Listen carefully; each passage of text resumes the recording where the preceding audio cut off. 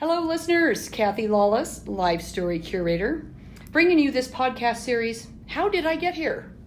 A series of interviews designed for people just starting out in their careers, in transition, or possibly feeling stuck, and giving them access to stories from people who have been there, done that, already been through all that. I'm very excited today to be interviewing Bob Neuman, who is someone who his story has a lot to do about just getting started. So, welcome, Bob. Hi. Well, thanks for having me. Certainly. So Bob is a business partner at a management consulting firm called BBSI. And we'll get into that in just a little bit. But as my listeners know, and a big part of what I love about the podcast is starting with my icebreakers, which is, where did you grow up? What was your family dynamic like? How many siblings? Where are you in the birth order? Okay. And how did that influence you as a person? Okay. Well, I grew up in New Jersey, northern New Jersey, a town called Wayne. We had moved there from Miami. My father got transferred up there, so I was 6 when we moved to New Jersey. So bulk of my life was there. Yeah, most of the memories, right? Yep. And I'm the oldest of 2. I have a younger brother who's estranged now and has been for a long time. Oh. What's the age difference? 2 years. 2 years. Yeah. I haven't seen him in probably over 30 years, maybe 35 years. Yeah. And so you grew up on the East Coast. Yep. Did you guys play sports? Were you close as youngsters? Yeah. We were very close. We got really into skiing. Skiing was and still is a big thing for me in my life, and now my family's life. And my brother was part of that. We also surfed as soon as we could drive cars and get to the beach. So you had your summer and your winter sports. Definitely. He and I painted houses together, along with another friend of ours who has since moved out to Carbondale. We did quite a bit of stuff, together. Growing up, the thing that strikes me is that we didn't have a lot of tradition in my life. When I think about other families, like on holidays, there was lots of cars parked outside the other homes, and relatives would come in. We didn't have that. That wasn't something that we didn't have a lot of relatives nearby. They were all in Florida. We'd moved away from them, and it really wasn't. It just wasn't part of my mom's makeup. It's how she grew up. Very sort of kind of hardcore German upbringing, and she was very self-reliant. She was effectively an only child. She had a younger brother or an older brother, but he had moved away when he was very young. So she grew up largely on her own, and I think her parents, my grandparents, were just kind of no nonsense, no frills. They didn't celebrate a lot, right? Okay. There was not a lot of celebration. It was kind of it was work hard, play hard, and that's how I grew up. So there wasn't a lot of tradition. I found myself didn't really feel it at the time, but it became something I felt missing in my life as I got a bit older. Yeah, and you start interacting with friends or different people in your life, and you see they have traditions. You're like, oh, well, I never had that, and didn't realize you missed it until you see what it is with someone else. Right. So didn't really have a lot of family values or traditional values growing up, and that became something that I missed. Yeah. So it might not be any surprised that I married a woman that has, she's part of 6. So you were attracted to that. I wanted that. Yeah. And it's still kind of can be a source of struggle for me. I mean, there's I feel this constant tug of what I'll say freedom. Just like being able to do anything, go anywhere, anything I want. And then now I've got responsibilities, family responsibilities, and they're wonderful. And I'm like, there's times when I would really like just go and do whatever I want. So independence, yes. So, did you play any musical instruments, or do you speak any other languages? I don't play. I tried to play the accordion. My mother tried to get me to play something. It didn't last very long. I didn't do that. I can't really say I speak another language. I learned a little bit of Italian through living in Italy for a little while, and really enjoyed that. But I haven't had a reason to practice it. To use that language. Okay. Yeah. Well, if you look at a fun meter on the scale of 1 to 5, how do you put yourself on the fun meter? And maybe that's changed over time. But Yeah. Well, on the weekends, it's absolutely a 5. I mean, absolutely a 5. On the weekends, it's absolutely a 5. We spend, I'm kind of a weekend warrior. I'm an avid skier. We hit the mountains. We have a home in Vail, so every weekend we're in Vail skiing. And I have a kind of a posse of friends up there, and we hit it hard. We're all older, but we still are. We kind of go bell to bell, like early in the morning, and we're the last off the mountain. So we're really. So I'm very into that, and that pretty much happens. That's year round. If it's in the winter, it's skiing. If it's in the summer, it's mountain biking or road biking or dirt biking or rock climbing or ice. Ice climbing's now. There's always something going on, and so I try to work it out with my family where I can do that, and then do stuff with them. Yeah. My wife kind of knows how I am. Yeah. And then you need to have that, right? And I need to have that. And yeah. she's cool with that because her, as you know, her brother, she grew up with a brother who became a National Geographic writer and like a legitimate explorer. And so this guy, had spent in some weeks and sometimes months away from home. Yeah. So she became used to that. I think I have a lot more balance, but well, the good news is you're not as extreme as him. So she, right. Yeah, that's right. So she thinks worst case, she thinks him, and then you're like, oh, look how toned down I am, right? Exactly. Yeah. Okay, so on a similar scale of 1 to 5, where are you on risk taking? Yeah. Again, I would say, so it's changed in my life, right? I mean, before I had a family, I would say it was quite a bit higher, and it was also higher, physically. I have somewhat, I think I'm quite risky in sort of the adventure world. Yeah. I'm kind of a, go big, go home, or jump first and look after. I mean, I'm kind of that kind of person. And that's changed. I'm try to be not so self-centered now. I've got a child. I don't want to jeopardize being a father for her, and I don't want to jeopardize my ability to earn income. So I'm trying to tone that down a bit. Yeah. And risk-wise, I mean, again, earlier I would say I was riskier in business, and now I'm a bit more conservative. I've got less less time to go, so I'm trying to. Very purposeful when you do have that time. Yeah. But as we get more responsibilities in life, right? Yeah. The risks change, the fun meter changes. Magic how that happens. Okay, well, let's talk a little bit about what it means to be a business partner at a management consulting firm. So just give people a little sense of what that is, and then we'll get to, and how did I get here? Yeah, okay. So, the work that we do, we really focus on small businesses. And so what we've when we've studied the arc of small business, and often what happens is people, they started out working for somebody else, then they saw they could do it better themselves, they went into their own business because they loved doing whatever that was.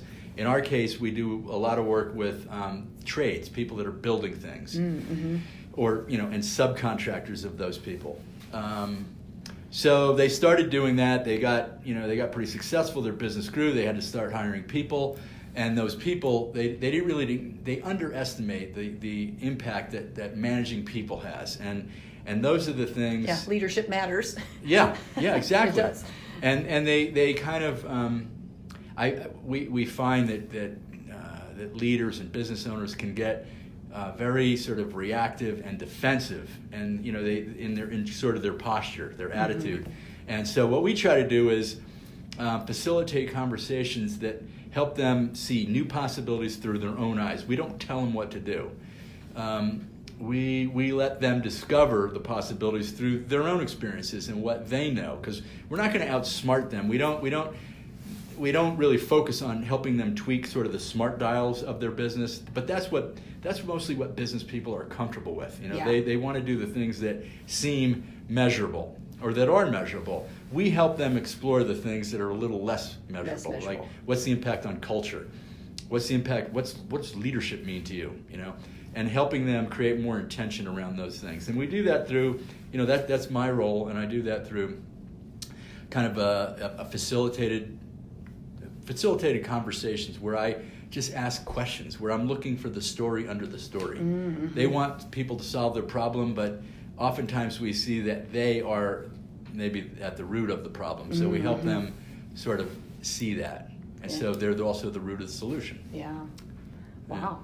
Well, sounds like a fun job. It is. It's really fun. Yeah. Fun, and there's a lot of discovery and creativity. Now, as a young person, I'm going to take you back now to New Jersey, I guess, or when you were in the 7th grade or in junior high and high school, trying to decide, well, what do I want to be when I grow up? Right. Was it, hey, I'm going to be this management consultant?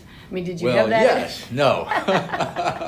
Yeah, I didn't know really what I wanted to be. I when I think back to that, I really didn't know. I was more about like, what's the next fun thing, fun adventure I'm going to do. Were you a good student? I was an average student, maybe just above, like a B plus student. Mm-hmm. I can't say I was a stellar student. I was kind of utilitarian. I was really focused on, I can remember always thinking about wanting to earn money. So I had, I started cutting lawns when I was, 13 or 14, because that's when I started really, where my started to become kind of a good skier and a ski racer, and so I wanted equipment, and my parents helped me, but there were things where they said, no, you're gonna that's on you. Yeah. So I've got my heart set on some ski racing gear or something that I wanted, and I had to save up for that. So I can thinking back, that's where I got sort of this real interest in earning money and getting into business to get things, and I remember feeling the satisfaction that I remember buying this one sort of ski jacket, and I still remember it, like I can remember touching it, smelling it, and the pride I felt putting it on and then competing in ski racing. Yeah, and knowing that you earned it. And I earned it. Yeah. So it wasn't just, I asked for this and I got it. It's like, no, I really worked hard for this. Yeah. Wow. Yeah. So I mean, that kind of theme followed through. I mean, I went to a local state university near where I worked, or near where I lived. So it was all about, just kind of more utility. Like, how can I start earning money and getting what I want sooner? Yeah. And I didn't see, my folks didn't really, they were not college educated. They just wanted me to do better than them. They didn't really know what the possibilities were. Again, I wasn't a great student. My brother was a great student. He went to Middlebury and Columbia, so their financial resources for education went to him. Mm-hmm. I worked my way through college. Back then, college loans were, oh my God, well, college was super affordable where I went. I mean, it was like several $1,000s for 4 years of college. Oh, wow. Right, so I took out unheard of today almost, right? Ridiculous. Yeah. I mean, I can't imagine. So I got a college loan. I worked my way through college because it was very doable. And what did you major in? I got a Bachelor of Science in Marketing and Management. Okay. Yeah. So kind of a general business kind of, yeah. So how do I make money? How do I apply How do I get going? Because I really was thinking about, it wasn't really about changing the world for me back then. It was about how do I, control my own destiny and go have more of these adventures in a bigger way. Yeah. Right? Yeah. So you were thinking more adventure versus college, education, that kind of thing. So what was your first job then out of college? My first job out of college, so I finished college and took, so I was a fashion model, and that happened when I was still in college. My father worked for Bristol Myers, and I went to an event with him, and there was a photographer there who he saw me and said, "You need to be a model." Oh. I'm like, "Really?" And he said, "Yeah, you're gonna make a ton of money." And you're like, "Really?" Yeah. I'm like, "Okay." Well, and because I had just I was painting houses at the time, and I remember I was driving up from Washington, D.C. I'd painted my girlfriend's grandmother's home in Myrtle Beach, and I blew the engine in my Volkswagen Rabbit, like 100 miles south of Washington, D.C. So, I had to leave it there, but I had to, get it fixed. So I'm like, how How am I going to quickly get a couple $1,000 to get a new motor and get that thing back up here? So that his timing was, he's saying, "Oh, you're going to make a ton of money." I'm like, "Okay, perfect." I already know how I'm going to spend the money. Yes, exactly. It didn't really turn out like that, but I did do a stint as a fashion model. So did he connect you then into the business? Yes, or bring he you did. in? Okay. Yeah, he did. He took some pictures of me and directed me to the different model agencies in New York City that that are doing this kind of stuff, because I had no idea what to do. Yeah. And he directed me, and it's not a very complicated business to get into. And so I started doing, I got a model agent and started building my portfolio and started getting a little bit of work. And then as part of, what at least back then, I don't know if it's still the case, but what male models in particular do is go over to Europe, because there's a lot more work. There's a lot more fashion magazines for men than there are here. Ah. So a lot of models go and live in Europe, and so it's kind of like a bumper sticker. I started in London, then Paris, and then Milan, and it was that was awesome. That was so much fun. Yeah. But I gave myself kind of a hard stop. I said, if I don't kind of make it at the end of 1984, I'm going to go back and get a regular job. And I didn't really know what make it was. I didn't have any specific goals. Yeah. I just thought, well, I'll know it if and when it happens. Yeah. Well, it didn't happen. So I went back to New Jersey, and So how long were you on this journey then? Yeah. I was over there for a year, but it had been sort of building. I think I met this guy when I was 20. I started out when I was 20, and I was about 24 at that point, and that was kind of my. When I was doing that, and I was in school, I was also parking cars, and I was also working in a ski shop. Ah. So I was just doing a lot of different things, and I really loved. I do still remember. I love the variety of doing all that stuff. Mm-hmm. I mean, I didn't have to make a ton of money, and I just enjoyed, trying things. Yeah. Yeah. And when you're that age, you don't have any responsibilities. Like where am I going to eat? Where am I going to live? Right. I can afford all of this with a variety of means. Yeah. Exactly. And why not go then overseas into Europe? And how cool! And very glamorous it sounds. It sounds that way. It really wasn't. I can't say it was glamorous. It was a great way to travel, meet some really fun people, see some incredible places. Like I said, I learned a little bit of Italian. What I learned about that too later, I kind of reflecting back on that experience years later, I kind of gave myself this hard stop. Like I said, it didn't happen. I'm done. I'm out. But years later, I would see. Male fashion magazines on newsstands in New York City, and my buddies were on the covers of those things. Man! So I realized, in an instant, I'm like, oh, they just stuck it out. They just hung out. They didn't create these arbitrary deadlines for themselves. They just stayed. They lingered over there and in the business, and it probably just took a little bit more time. And so that I kind of reflected on that.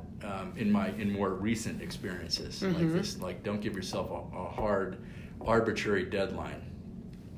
So I might talk more about that. Yeah, because I'd like to hear more about that. Because I think sometimes one of the last interviews that I was just editing this morning was she stayed in something for 3 years, even though it wasn't a right fit, and was frustrated and felt unproductive, and yet so didn't give herself a hard stop and kept thinking, I got to make this work. This is a challenge, and it's my challenge to make this work. Right. So anyway, I'm curious how.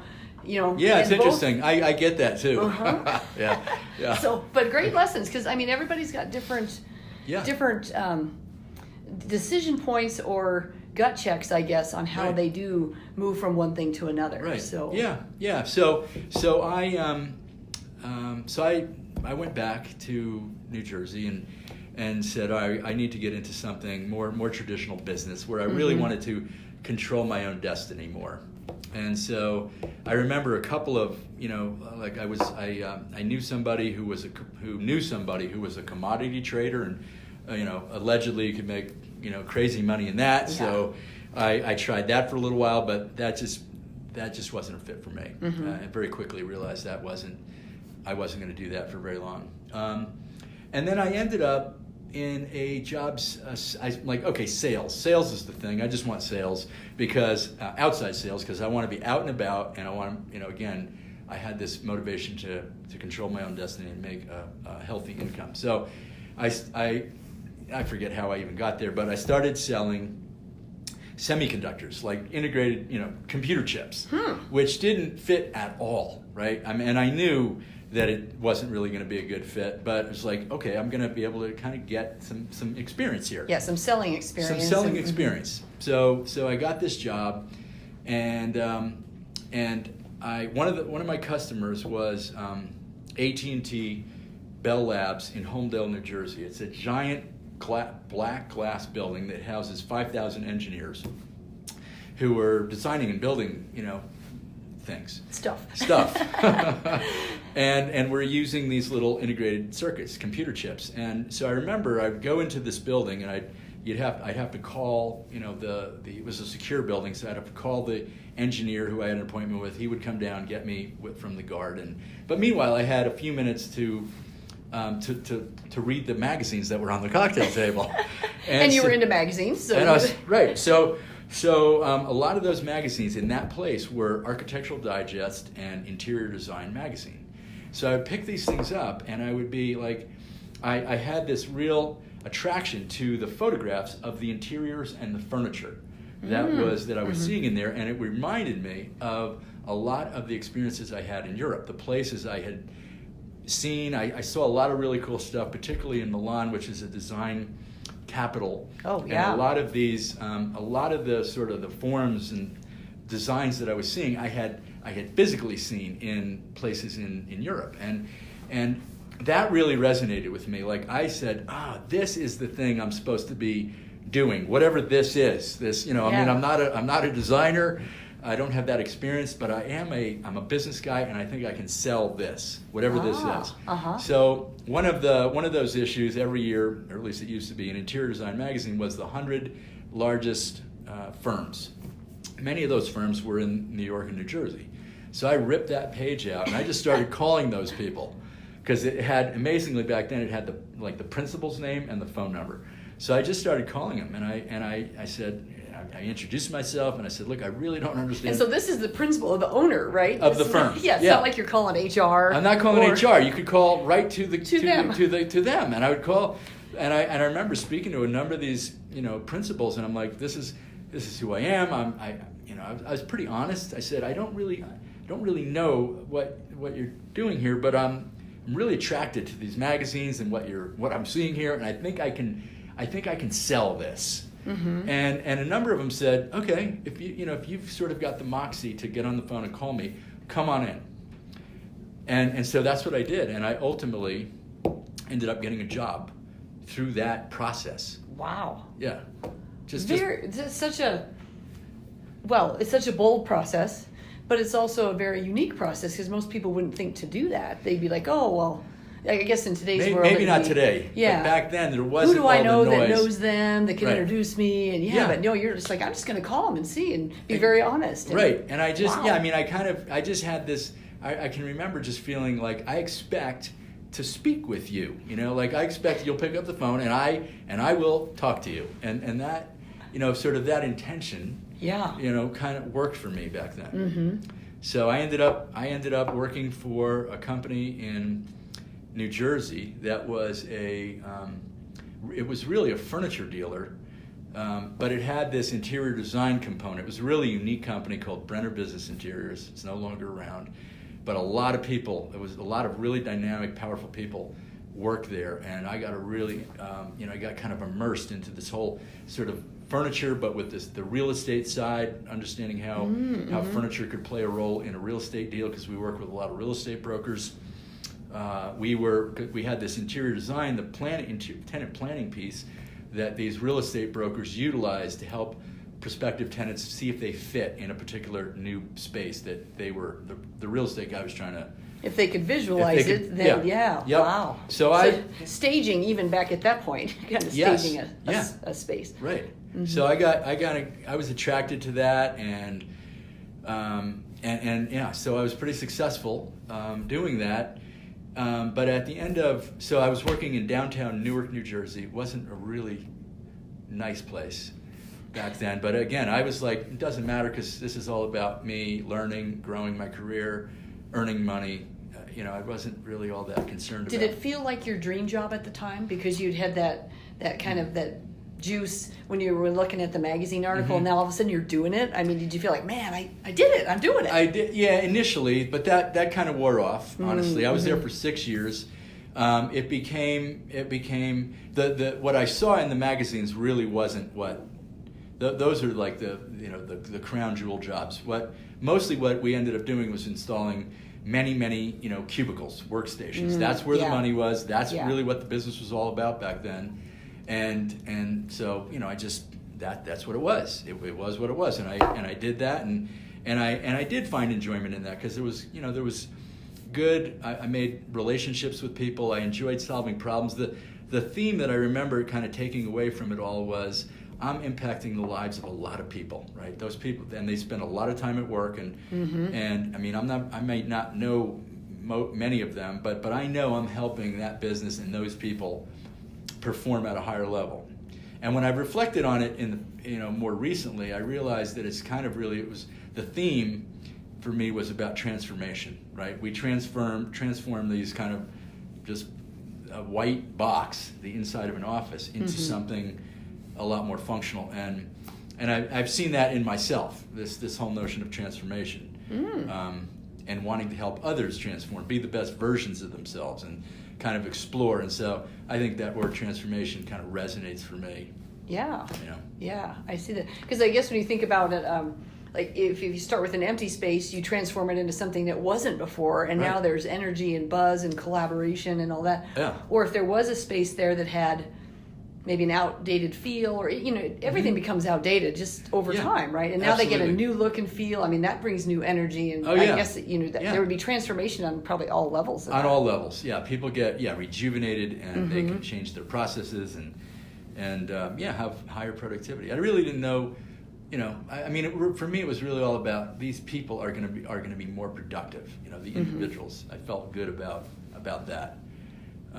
Should I keep going? Yeah. Okay. Well, and then so then that got you in that space. Yeah. How did you continue? That was 6 years. That was 6 years. So that brought me to 1992, and I remember I was like, okay, I've got to get out of New Jersey. I was a big skier. Part of what I didn't say was, but after my freshman year of college, my best friend and I moved out to Aspen to be ski bums. We spent a year in Aspen being ski bums, and I got totally bitten by the bug. I was like, oh man, this is the promised land out here. If you're a skier, this is it, right? So I knew I had to get back out west, and I was thinking about Utah or Colorado, because I'd spent a lot of in the preceding years, I spent a lot of time skiing in Snowbird, Utah. Snowbird and Alton, those places are mind blowing. And so I was like, I'm going to either Utah or Colorado. So 1992 came. I decided this has to be the year. I've got to bust out of New Jersey. You made one of those hard stops again. That was a hard for stop again. Exactly. Perfect. Yeah, exactly. Yeah, it was one of those hard stops. I was like, okay, I've got to move on. So I researched, through my network, who are the furniture dealerships in Colorado and Utah that I can go and meet. So it was, fairly straightforward. I organized some interviews with those firms. I got on a plane. I came out here, I think over the course of a long weekend, and met with people in both, Utah and Colorado.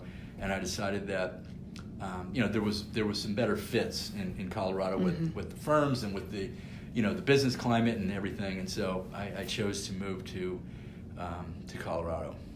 And that was 1990. So I remember I was driving back in Newark, and I was driving back to the office in Newark, and there was this kind of like a homeless shelter. And I remember there was always a line of people kind of wrapped around the place. And I remember this in this one moment that I was driving back or from the office. I'm like, I'm out of here. I mean, that image just kind of sticks with me. I'm like, I've got to get to where I really am meant to be. Mm-hmm. And the West was calling me. So I just, I just chose, that was one of these kind of hard stops. Mm-hmm. Yeah, you're right.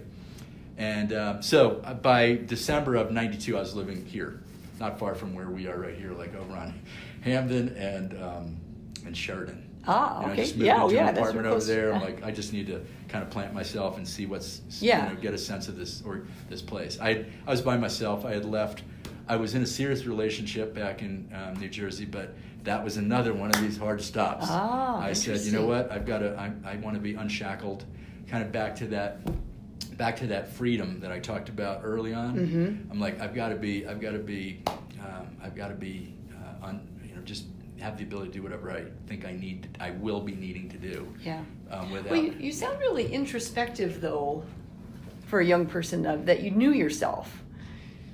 Even though, maybe. you're kind of giving yourself these hard stops. Well, and maybe I'm making that up, but it just seems like you kind of trusted that you knew that there was something that was guiding you, and then you just had to make other decisions that aligned with what was guiding you, which is, I got to get out west, and that means I'm leaving this person, and I'm leaving this city, and I'm leaving this job, and starting over. Yeah, I'm starting over, and it felt really good to me. I'm like, when I envisioned the mountains, when I looked west from where I lived and I saw the mountains, the word possibilities just was like screaming at me. Like, I can do anything out here. I can do anything out here, right? I mean, this is just open land, and people are more open, and I'm just going to create my life here. And I remember just being very, very pumped up. Mm-hmm. So when you drove in, you're just all kinds of energy. Yeah. All kinds of energy. Almost like I was going on vacation.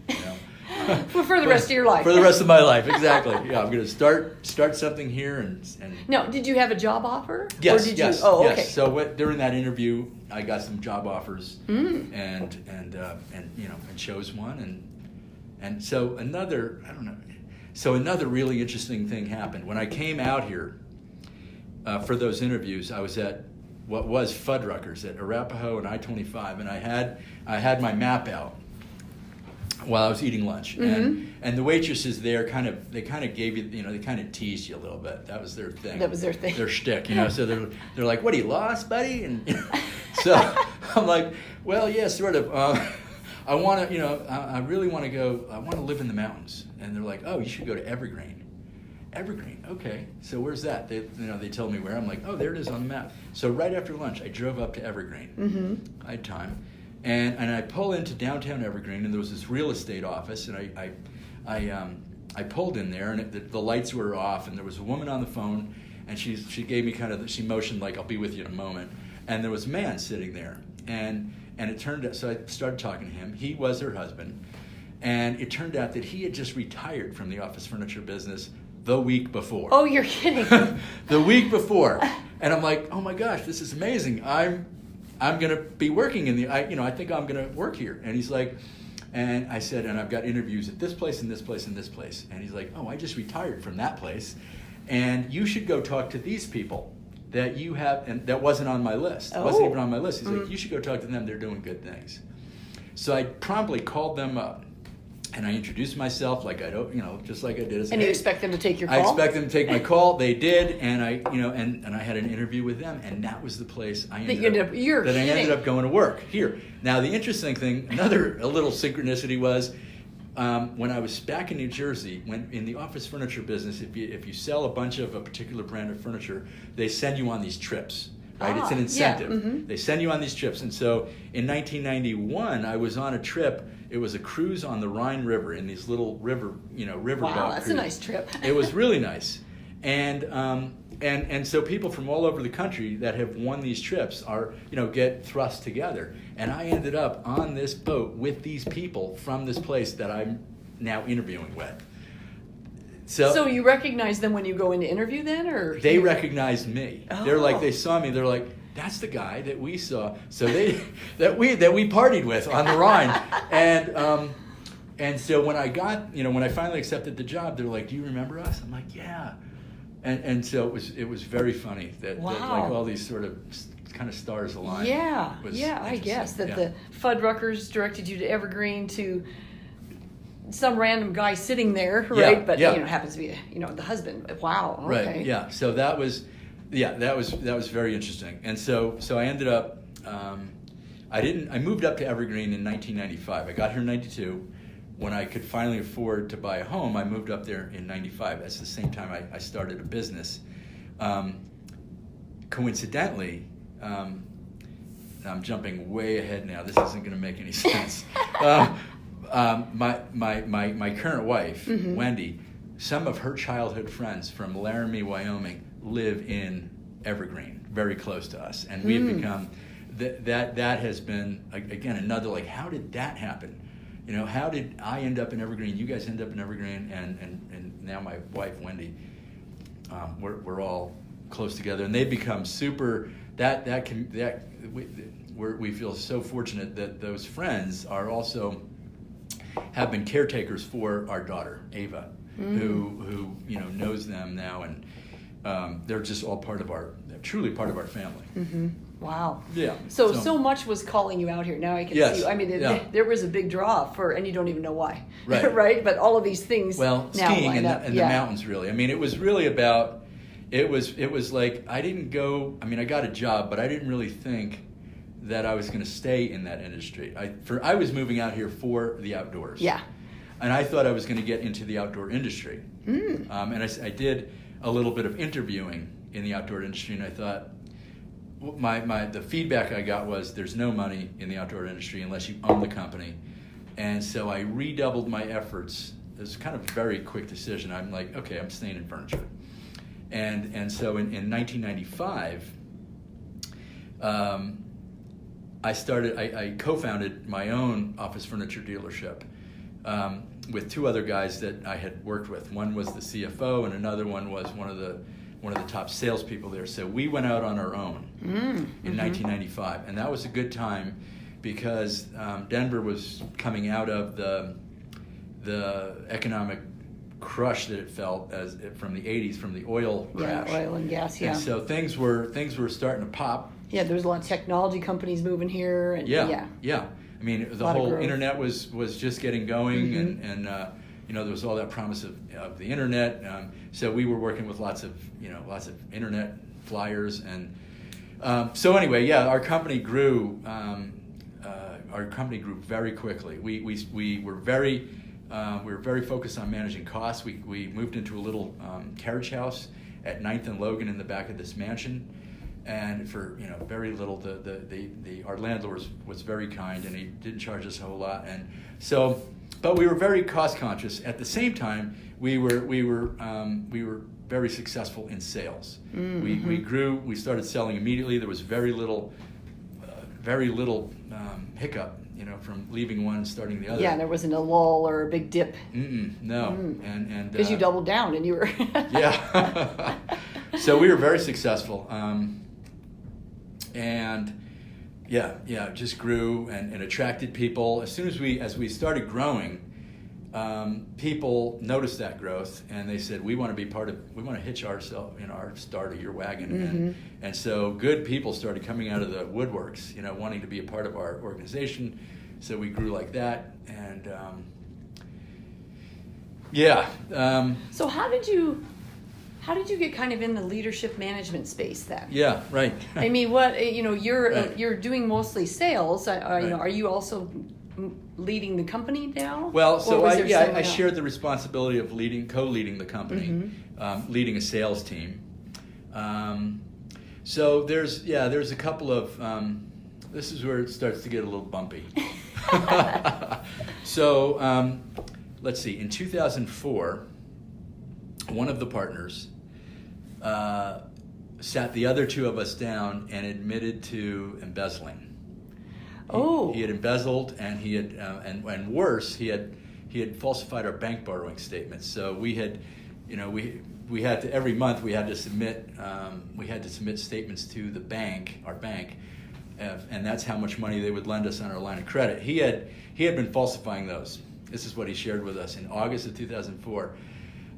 So all of a sudden our world changed. Yeah, like upside down. Upside down. Uh-huh. So he immediately left. That was the end of our relationship with him. But that started a 2-year struggle to figure out, first of all, how bad was the situation, because we didn't know. He was not specific. He just exited. So we learned that we owed the bank a lot of money that we had to ultimately pay back. We also one day through this, I won't get into all the gory details, but one day as we were working through this, we came in and we turned on, we pulled our bank statement up, and $500,000 of working capital was gone. The bank had swept our account. They have the right of set off, and they had been patient with us, but the ex-partner had gotten an attorney and was trying to protect himself, because we could have thrown him in jail. Yeah. But we were working through a plan to have him just relinquish his assets, his ownership in the company, mm-hmm. and that whole process was taking a little bit of time. And the bank finally got tired of waiting. And they just took it. They took it, mm-hmm. and they had placed us in a different category. Our former banker that we had worked with for years and years was no longer our banker. We now have this sort of special assets guy, and who didn't have any relationship with us. No, because you're now flagged as a problem. We're right? So this guy just wanted his money, and we kept we tried to work through it.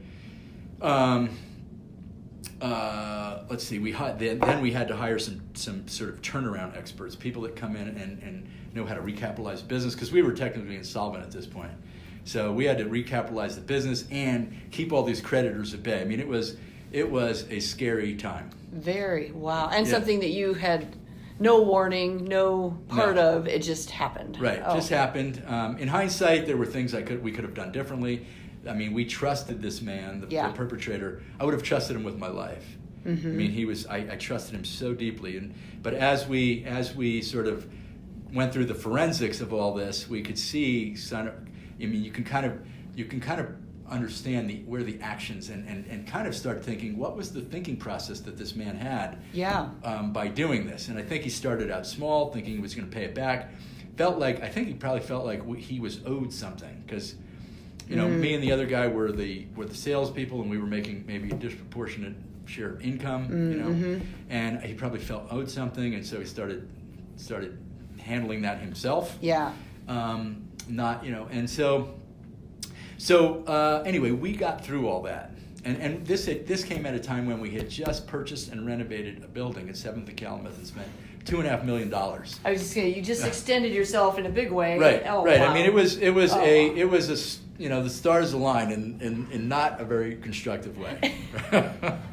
So we just and lots of people had advised us to just file bankruptcy.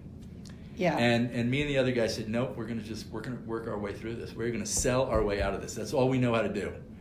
And so that's what we did. And it was a good time. We had good people, and we just sort of again doubled down on our effort. And and with the help of these guys, these experts, we made it through all that. We sold the building. We moved into another space, and we got through all that. I then came to a place. I'm answering your question about how that came to the leadership piece. I got to a place where all of this, maybe all this this turmoil sort of weighed on me, and I'm like, I don't think this is worth it anymore. Like, I feel like I'm being called to do something else, and I don't know what it is, but I'm kind of tired of this. And so I ultimately exited the business. My partner and I started butting heads. I certainly see my role in it. So I exited the business. I sold my interest in the business, and I thought I would reinvent myself. That didn't happen. Ah. So that's where. So I sought a coach.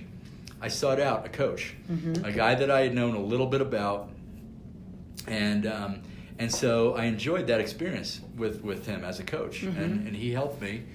I ended up getting recruited back into the office furniture business as a senior leader at the leading office furniture company Can I say their name? Well, if you want, yeah. Yeah, Officescapes. Mm-hmm. Yeah, an organization I really admire. They're outstanding people. So I got hired on there as the vice president of ventures to lead the charge on growing a couple of kind of underserved areas that they didn't have a lot of expertise on. They didn't really have the ideal product line for, but that's what my role was. That's what I was going to do. So I took that on, and I worked there for about 4.5 years. Mm-hmm. And I came to that same place again. I'm like, I'm at the same place. I'm supposed to be doing something else. So I started being invited into, I think I started making outreach into other coaching communities, and so I got invited into like organizations, small organizations of coaches and people that were doing this kind of thing. And I started just being really curious about that, and that started me on a listening and reading tear of learning about leadership and self-actualization and all these books that I was really fascinated about, and I still am, and I continue to just read and like that got me on this whole path. And I thought, okay, the thing that I'm supposed to be doing is combining this coaching and this adventure piece, right? So I'm like, and so what I had realized was that my peers in business, I saw many of my peers that had sort of, the story that I made up about them is that they were creating stories about what they couldn't do anymore, right? Once people get in business, they take on responsibilities, and they just started, I think, many people let their fitness go. Things that they used to love and do become less important. Mm-hmm. For me, those things never lost their importance. That was maybe my gift. I could also almost see it as my curse. Those things, I never let those things go. I remained active in all that stuff, and I thought it was my job, my mission was to help other business leaders to realize they had more in the tank than they thought. I was going to take them on adventures. And so I started doing that. And I found a handful of people that were like, yeah, Bob, we are with you. And so I started until you got them to the edge of the cliff, and they're like, no. No, this handful of men were like, yeah, this is what we want to do. So I took them on my adventures, which were rock climbing and ice climbing and backcountry skiing and mountain biking and dirt biking and fly fishing, and combining some of these things. And it was great, but I saw that it wasn't sustainable. I mean, I was really unrealistic. What I thought more people would want to sort of push themselves, and I realized that they don't. Not in sufficient numbers to create a business. So I was maybe solved a problem created a solution to a problem that didn't exist. So I kind of so I pivoted, and I also started doing some work through some of the readings and kind of some other coincidences. I learned about Patrick Lencioni's work. The advantage and 5 dysfunctions of a team, and that stuff did and still seems is just really powerful. And spot on. I agree. I'm very impacted by his work and how the model that he put together on how to overcome the 5 dysfunctions of a team. Exactly. Mm-hmm. Yeah. So I love that, and I'm like, oh, this kind of aligns with what I'm doing. And so some people asked me to facilitate some of this work for their company, and I did. I wasn't really. I didn't know what to expect. It turned out I loved it. I loved doing it, and so I started doing more of it. I started advertising it and found other companies that. I'd have them read the book. I'm like, if this makes sense for you, then let's talk. And so they're like, yeah, this is great. Yeah. So I started doing work in that area, and it didn't involve adventure. We might do the trust piece. The most foundational element of the advantage of the 5 dysfunctions is trust. And Lencioni points out that trust is really about vulnerability. It's vulnerability-based trust, not predictive trust. And so I'm like, I can help people be vulnerable.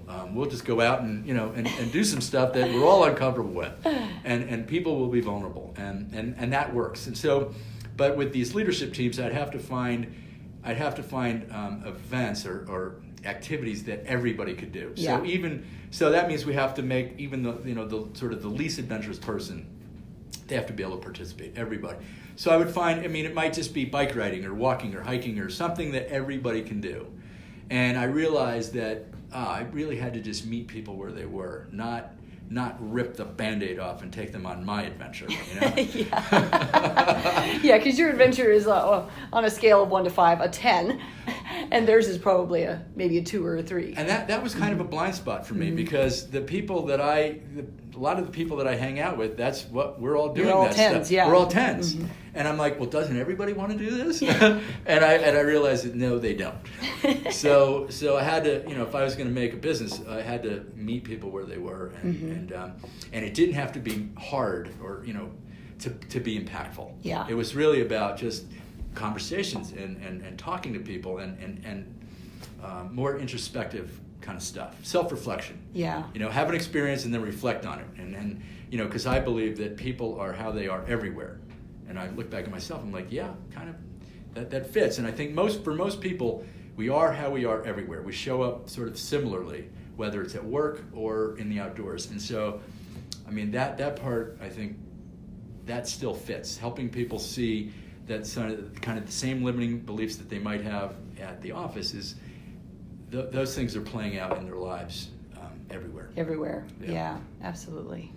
Wow, well... Yeah. We got to how did we get here? Right, how did we get here? This is cool. Oh my God. Well, and we are at the point of wrapping up. So thinking back on your career then, or this journey of yours, what do you think are some of the smartest things that you've done, or what would you share with other people about maybe some lessons learned? Right. Well, I think sort of doing the next right feeling thing. Yeah, I see that worked you. for me. Yeah. That worked for me. Just kind of like trusting your instincts. I think we all at some point feel like this real, like, oh, this just feels right? And hopefully it's not. It's there's some real reality to it, but like, I think I just really need to take this step. And so I never really saw these things as big risks. Like moving out here, not knowing anybody, I'm like, oh, I'll just figure all that out. I know that this is where I'm supposed to be. Mm-hmm. That was sort of a deep knowing feeling that I had. Mm-hmm. And so doing that, and then not overthinking stuff. When I think about how I started the office furniture business with these other guys, there wasn't a whole lot of deliberation about it. The company was what I didn't share earlier was the company where we all met. There was some things going on there that where we knew we weren't. The ownership had changed, and they had changed some very fundamental things about business, and they didn't understand this industry. So we're like, we got to get out. Yeah, and the three of you were aligned, probably. So we're like, hey, why don't we just do this? Yeah. And we're like, okay, and it was very, very simple. And we're like, let's just we're just going to really manage our costs. I'd say that's a really important thing to think it when I don't jump in with high overhead. Right. Yeah. And and just start out focusing on the fundamentals, and that really served me. Mm-hmm. Well, Well, great. Yeah. Well, we do have to wrap up as we're coming Darn it. up. I know. I could talk to you all this. afternoon about this. So I really appreciate you sharing that. And you shared, the things that went well for you, but also those things that just, didn't. And that's what these journeys are all about, is how do we learn and grow and move forward. And so thank you for sharing that, because you never know who you're going to move, touch, and inspire with your story. So hope it serves someone. Listeners, if you enjoyed today's interview, please subscribe so you get notified of future interviews. And if you've got any questions for me or for Bob, post them on my website, lifestorycurator.com, and I'll make sure to get them to Bob, and we'll get you an answer. Thanks again. Bye-bye.